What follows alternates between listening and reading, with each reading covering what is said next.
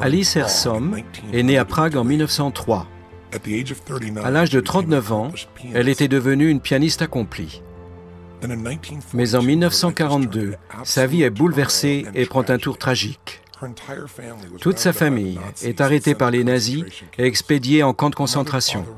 Sa mère et son père sont tués, mais elle survit avec son fils parce que les nazis voulaient produire un film de propagande et ils avaient besoin de ses talents de pianiste.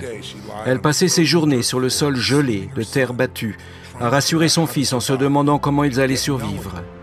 Elle savait que le moment venu, elle n'aurait que quelques minutes pour se préparer avant de se produire. Si ses ravisseurs n'étaient pas satisfaits, elle et son fils seraient exterminés le jour même. Étrangement, elle découvrit une façon, non seulement de survivre, mais de s'épanouir. Son histoire est racontée dans un livre puissant et passionnant intitulé « Un siècle de sagesse ». Alice éprouve plus de joie en un seul jour que la plupart des gens n'en éprouvent toute leur vie durant. Elle est pour nous un témoignage vivant de ce que l'esprit humain peut surmonter et accomplir.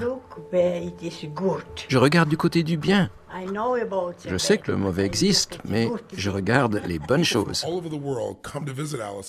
Des gens viennent de partout dans le monde pour lui rendre visite dans son petit appartement de Londres afin de découvrir sa remarquable énergie. Étonnamment, jusqu'à ce jour, elle ne nourrit aucun sentiment de haine par rapport à ce qu'elle a enduré dans le passé. Non, j'ai jamais haï personne. Nous sommes tous parfois bons, parfois mauvais. J'ai lu quelque part que vous avez dit que le camp de concentration, ça a été pour vous comme un cadeau. Est-ce vrai? J'ai été très reconnaissante et heureuse. Mon fils avait 5 ans et demi et il me demandait quelquefois « Maman, pourquoi est-ce qu'on n'a rien à manger ?» et toutes sortes d'autres questions. Mais je ne savais pas quoi lui répondre. Je crois que les hommes n'ont pas besoin de nourriture. Peut-être bien qu'on n'a pas besoin de nourriture. Quand on possède quelque chose de spirituel, vous voyez? Et ces concerts, les gens étaient là, des personnes âgées, affligées, malades. Et elles venaient au concert avec un tel espoir. La musique nous servait de nourriture. La musique était notre nourriture. C'est la musique qui nous a gardés en vie.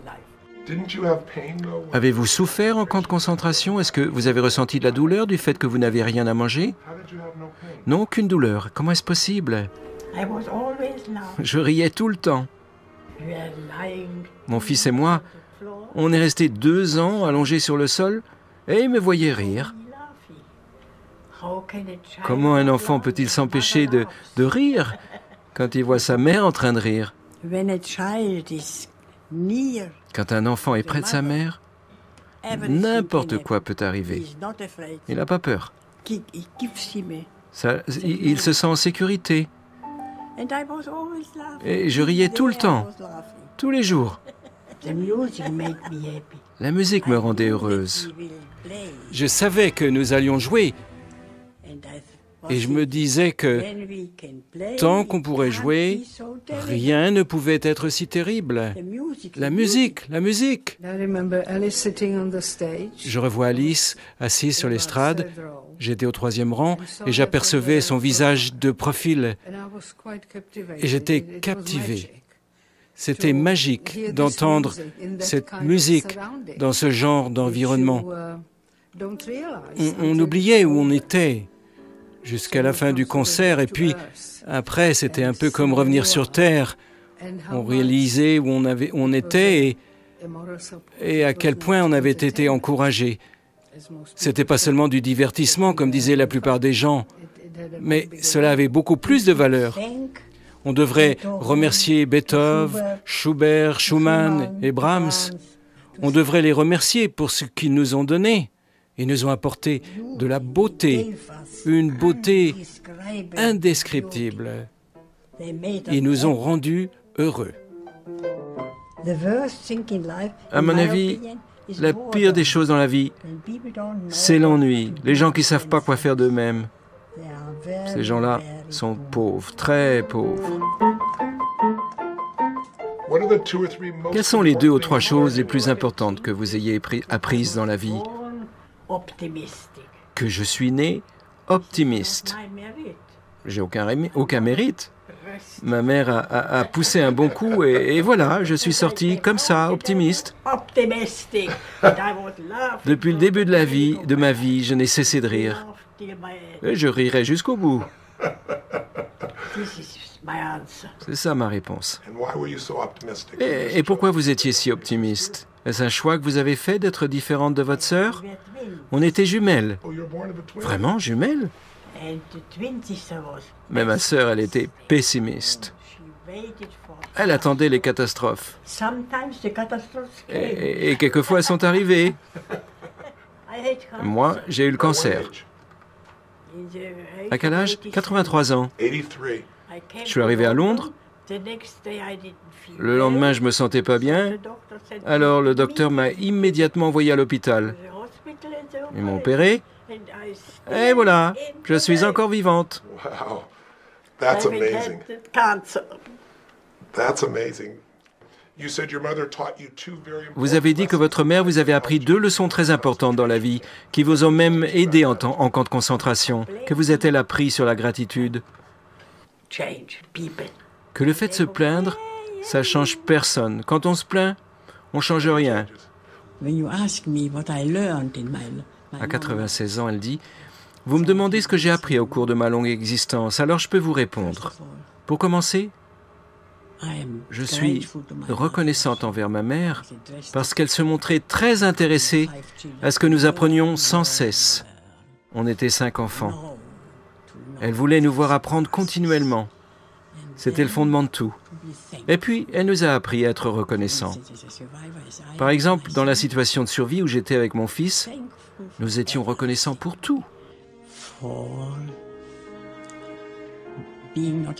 De ne pas avoir été pendu, d'être en bonne santé, bien sûr, de voir le soleil, de voir un sourire, de recevoir les paroles gentilles de quelqu'un.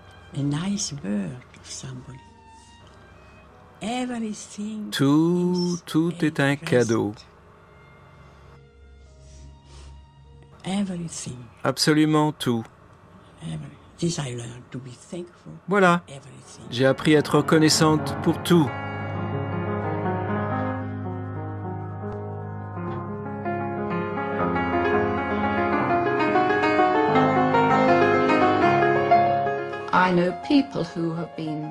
Je connais des gens qui avaient l'habitude de s'arrêter devant l'immeuble, dans la rue, rien que pour l'écouter jouer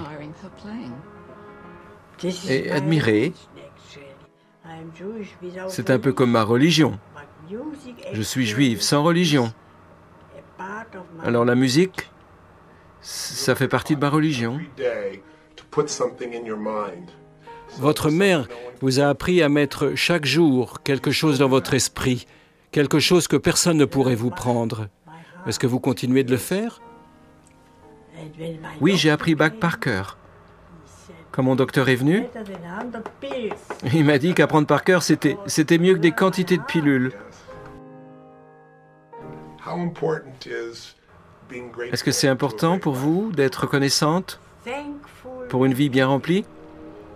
J'ai toujours été reconnaissante et heureuse.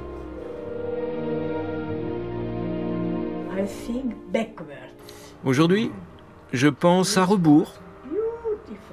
Ça a été magnifique, absolument magnifique.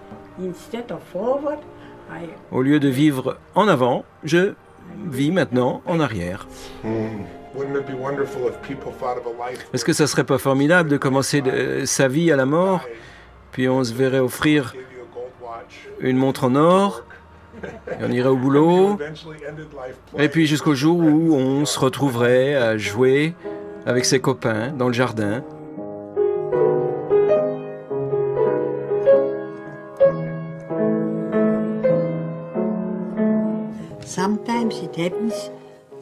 Quelquefois, ça m'arrive d'être reconnaissante d'être passée par là.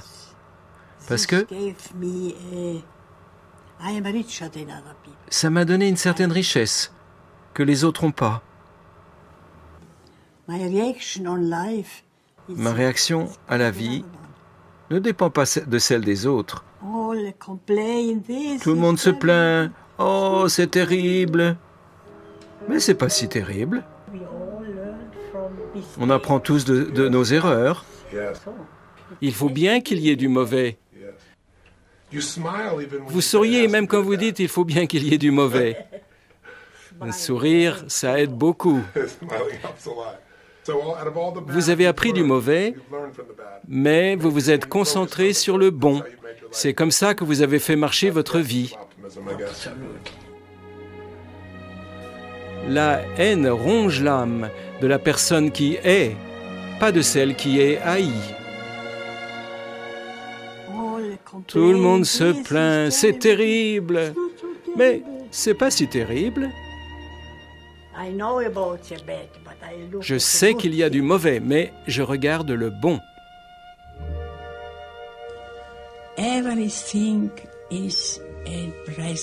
Tout est un cadeau. Je réalise que vous avez 106 ans et que vous continuez de pratiquer le piano 3 heures par jour. Est-ce vrai? J'ai 107 ans.